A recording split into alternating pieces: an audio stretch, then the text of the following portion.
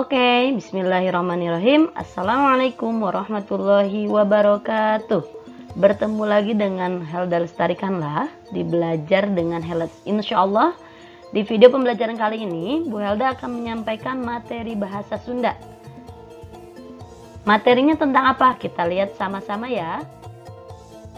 Sebelum Bu Helda menjelaskan materinya, mari kita berdoa terlebih dahulu ya, dengan membacakan doa sebelum belajar. Rabbi zidni ilman warzuqni fahman. Ya Allah, tambahkanlah ilmuku dan pertinggilah kecerdasanku. Amin. Oke, pada video pembelajaran kali ini Bu Helda akan menerangkan materi tentang rarangken tukang ken dan rarangken tukang na. Perhatikan baik-baik ya. Jadi yang akan Bu Helda bahas pertama ya, kalian harus mengetahui rarangken tukang itu apa, seperti apa bentuknya. Setelah mengetahui, maka seperti biasa membuat sebuah kalimat.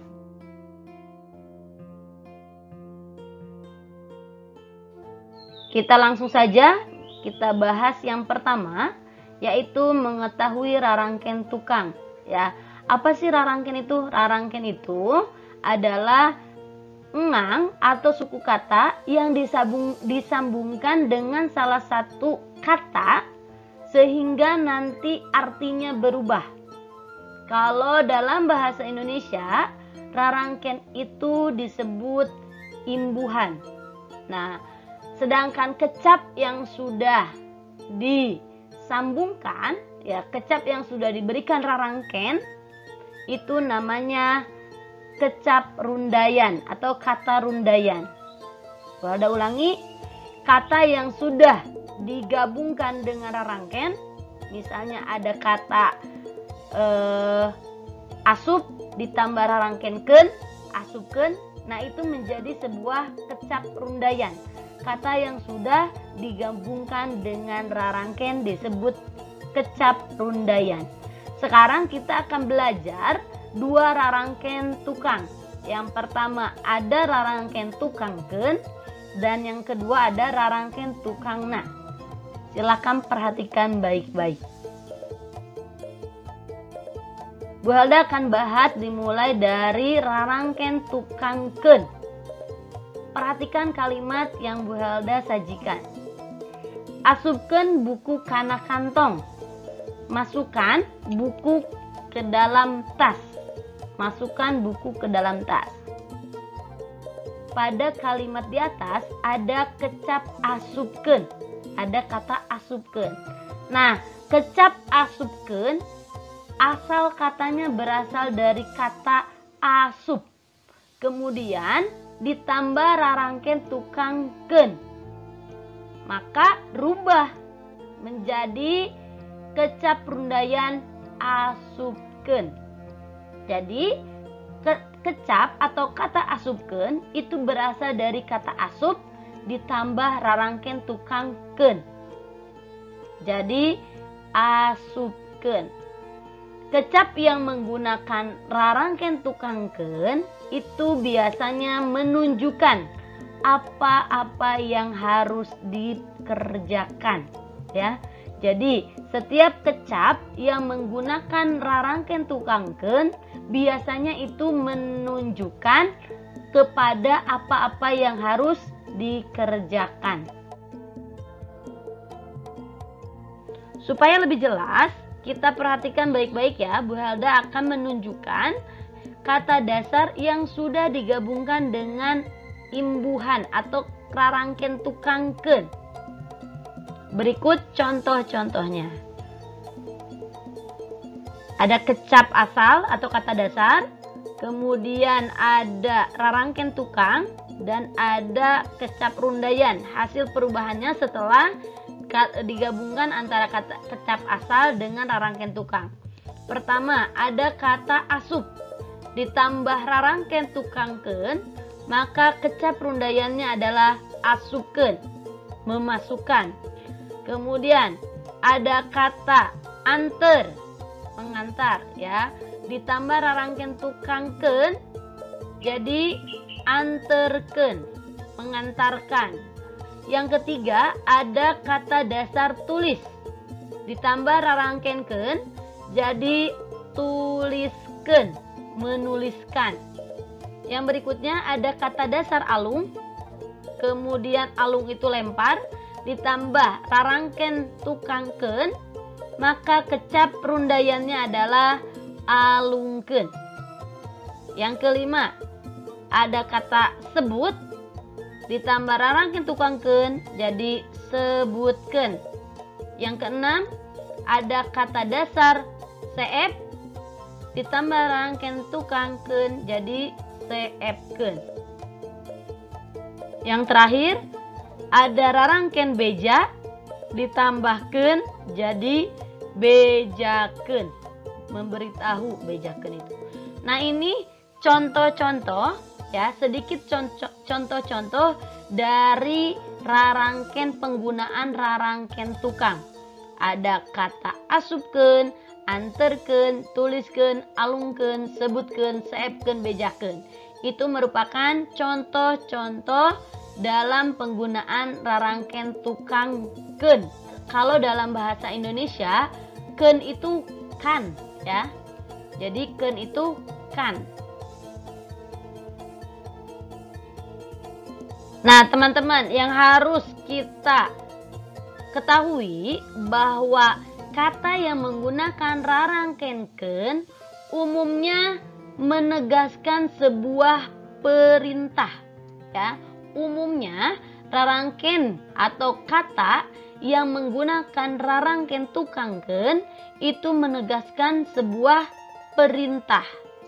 Perhatikan, ketika ada sebuah kata yang berakhirannya huruf K, kemudian dia memakai kata dasar, dia memakai rarangken tukang keun, maka dalam penulisannya huruf K-nya itu ada dua, harus double ya, harus ada dua. Contohnya seperti apa? Perhatikan baik-baik. Contohnya seperti ini. Misalnya Bu Halda punya kata balik, ditambah rarangken tukang keun, jadi balikkeun, double K ya, balikkeun.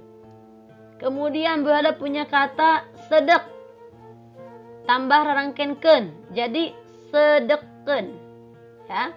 Kemudian Bu Halda punya kata tarik, ditambah rarangken keun, jadi tarikkeun.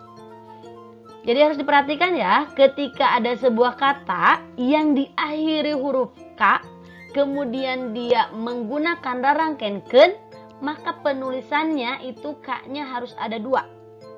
Jadi double.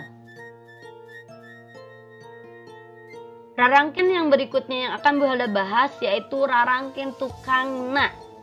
Kalau dalam bahasa Indonesia, imbuhan belakangnya. Perhatikan kalimat yang akan Bu Halda tampilkan.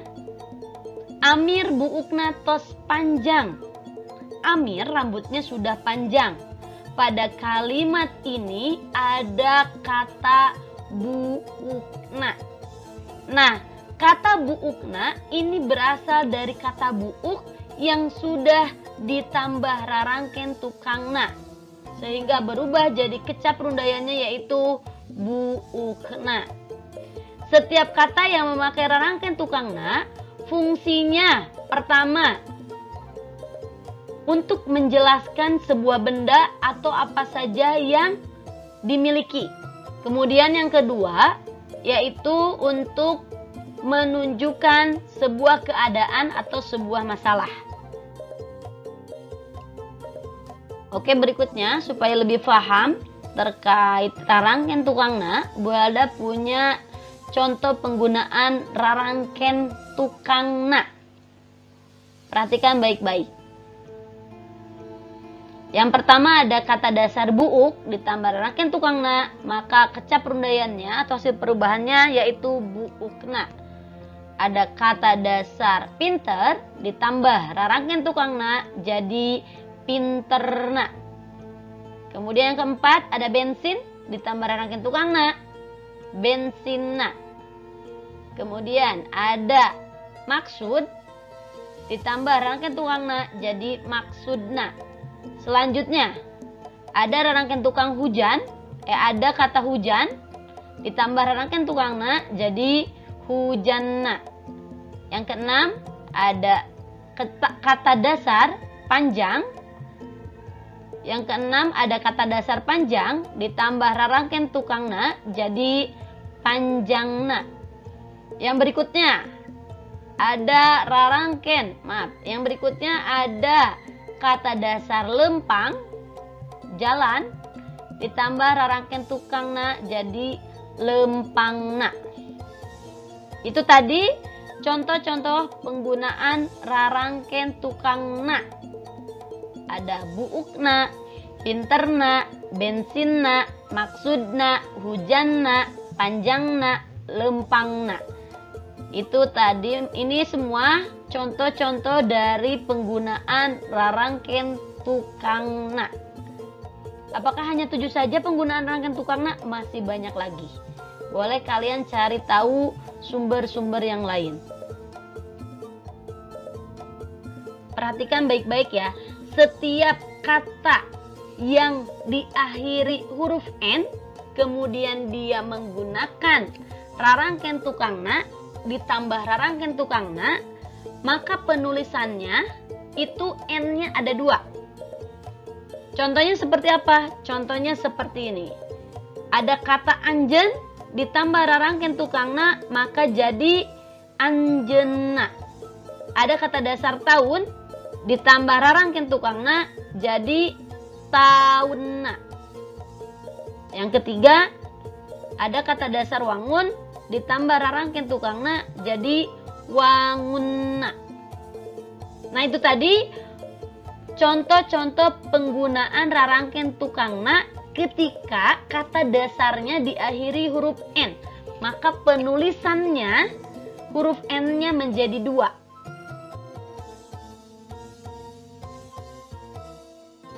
Setelah kita belajar rarangken tukangken dan rarangken tukangna tadi, berikutnya adalah kita belajar lagi membuat sebuah kalimat dari kata-kata yang sudah menggunakan rarangken tukangken dan rarangken tukangna. Perhatikan baik-baik. Bu Halda punya kata dasar lampu. Kira-kira lampu ini menggunakan rarangken tukangken apa rarangken tukangna? Apa? Betul, menggunakan rarangken tukangna. Jadi lampuna. Bagaimana penggunaan dalam sebuah kalimatnya? Lampuna dipareman ku Arif. Lampunya dimatikan oleh Arif. Itu contohnya. Kemudian berikutnya contoh yang kedua. Ketika Bu Helda punya kata dasar sebut, kira-kira ini menggunakan rarangken tukangken atau rarangken tukangna? Sebutken atau sebutna? Betul, sebutken. Maka penggunaan kalimatnya, Din, sebutkan isi Pancasila. Bu Helda menggunakan tanda seru, diakhiri dengan tanda seru. Nah, ini contoh-contoh penggunaan rarangken pada sebuah kalimat. Kalian harus tepat dalam menentukan apakah kata dasar itu menggunakan rarangken tukangken atau rarangken tukangna.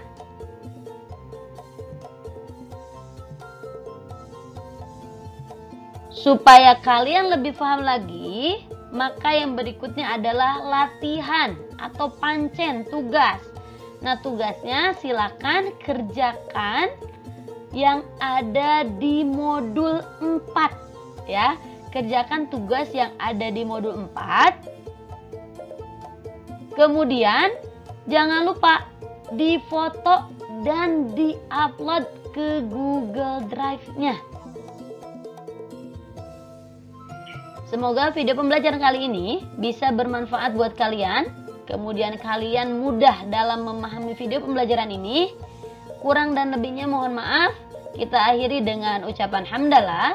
alhamdulillahirabbil alamin. Kemudian ditutup dengan doa penutup majelis, subhanakallahumma wa bihamdika asyhadu alla ilaha illa anta astaghfiruka wa atubu ilaik. Wassalamualaikum warahmatullahi wabarakatuh.